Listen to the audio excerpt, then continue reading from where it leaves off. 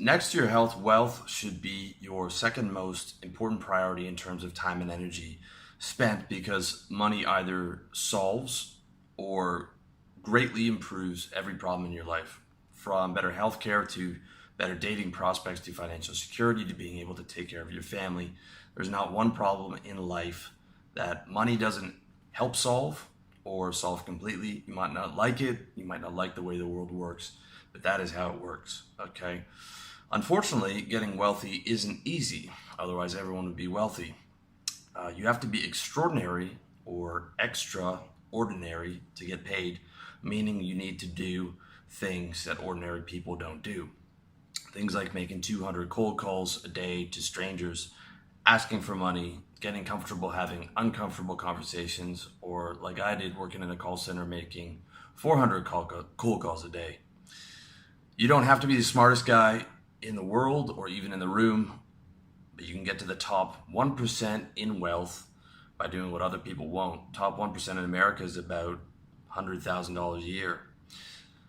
Sales is scary, it's uncomfortable for most people, and maybe it is for you. Nobody got into sales because they wanted to be in it. I certainly didn't. I got into sales because I was an equities trader and those skills weren't transferable. And it was the only way that I saw, as a guy with a bunch of untransferable skills and being a college dropout, for me to make six figures at that time, because I didn't know how to start a business. If you want to know how to start a business, check out my article and video on how to start a service business. But I didn't have all that technology.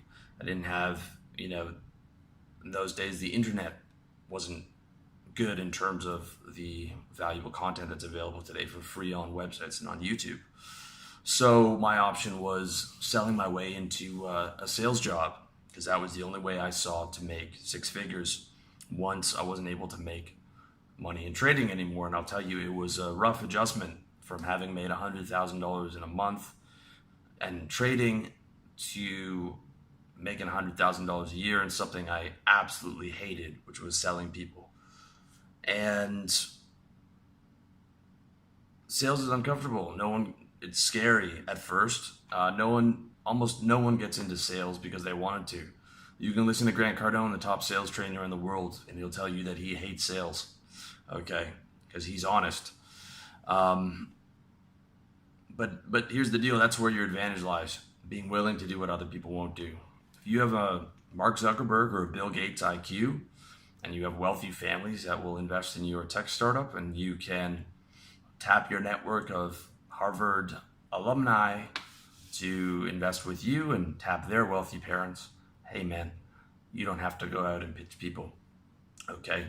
But if you don't have all that, I don't recommend a product-based business or reinventing the wheel for your first business. I don't recommend a tech startup. I recommend a service-based business with high margins, high ticket sales, if possible, and going out there and selling people, okay?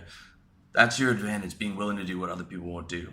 When you have balls and work ethic and you throw all your energy into that high margin service business, whether it's real estate or insurance or coaching, you're going to succeed, because you have to expand your comfort zone to expand your income.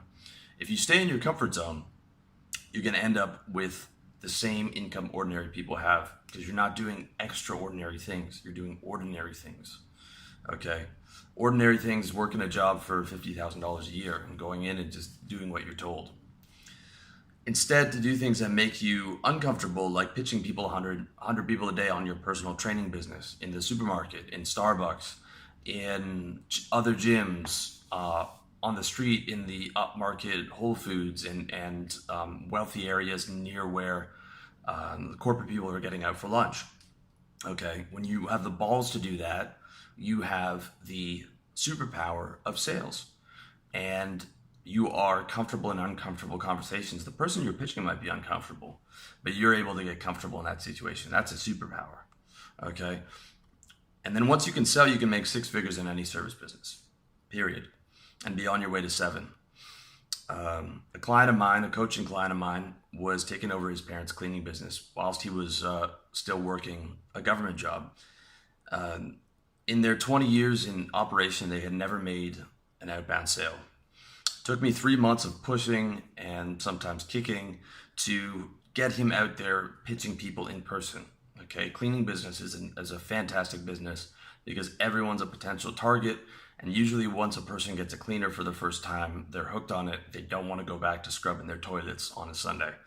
And took me 3 months of pushing him and sales training and getting the pitches down and tweaking all the objections and giving him the 5 to 7 creative closes, okay? Because on average, it takes 5 to 7 closes to get someone to invest with you.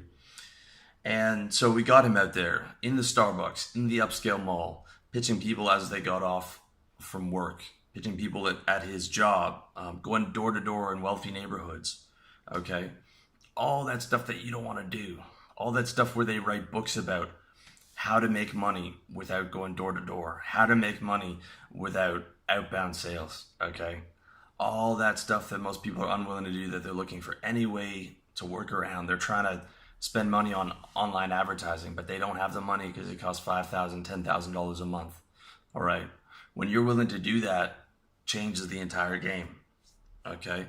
And not just pitching people, we had him doing 5 to 7 closes, okay? So where they're saying no, or they're trying to dodge it, you're coming back with different answers. You're coming back with rebuttals for money. You're coming back with rebuttals for I don't have the time, or my wife does that. And that was extremely uncomfortable for him. For the first week, he only pitched 10 people, and then 25, and then 50, and then 100. And in 3 months, he added 33% to his company's revenue stream, pitching part-time while working a job, okay? His company had been in operation for 20 years. He was preparing to take it over. While working a job, pitching part-time for 3 months only, he added 33% to the revenue of that company that had been in operation for 20 years. That's the power of this stuff. He was afraid, he was uncomfortable, but he did it anyway. And a lot of times he was demotivated. He did it anyway because dedication is the key, not motivation. It's not getting, if you have motivation, that's great, but that's a luxury. That's a bonus, okay? You can have motivation when you start a business. When you get deep into it, you're going to get demotivated sometimes. You know what? Doesn't matter. You're still doing your 100 cold calls a day. That's dedication. That's going to get you across the line. Might take you 3 years. Feels like Groundhog Day. You're doing the same thing every day. You know, slowly just grinding out, getting more clients. All right. But that's what it takes. That's what most people won't do. And eventually he got comfortable pitching people, just like I did working in corporate sales, and it became second nature to pitch.